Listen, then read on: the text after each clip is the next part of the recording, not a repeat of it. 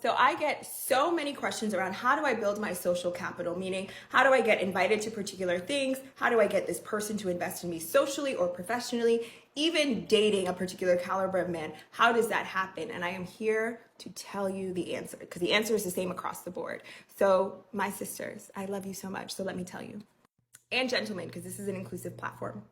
Okay, are you listening? Come closer, come closer. You got to do the work. You have got to do the work. And let me give you some examples so I can really drive this point home.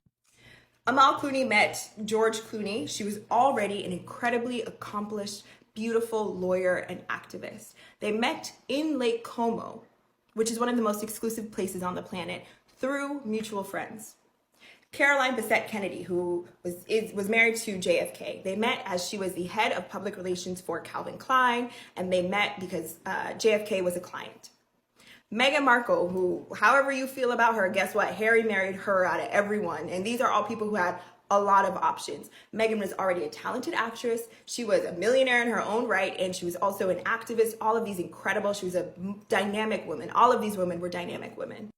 What does this tell us? It tells us two things. One, being an accomplished, dynamic woman in your own right. And secondly, they were all proximate. They all met through mutual friends or through work or just being in the spaces with them.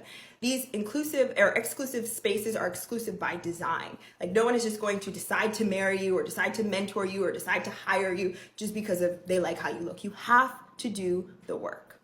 Same thing with getting a job. You cannot just say, I want a job as the head of engineering at this particular company and you haven't had the background or the experiences to do so. And this is not even about dating. This is more so just ensuring that you have done the self-investment. So a lot of my professional mentors, they chose to invest in me after I displayed signs of self-investment. I was already working at Google. I was already a part of these social boards and junior boards. So that is why I will always encourage you to be selfish and become the best iteration and version of yourself so you can get the biggest investment from other people. And secondly, be in the room. If you have the resources and the means, I would encourage you, go to Cannes, go to Art Basel, join junior boards and go to those events, etc. Because people need to see you in these spaces a few times before they invest in you.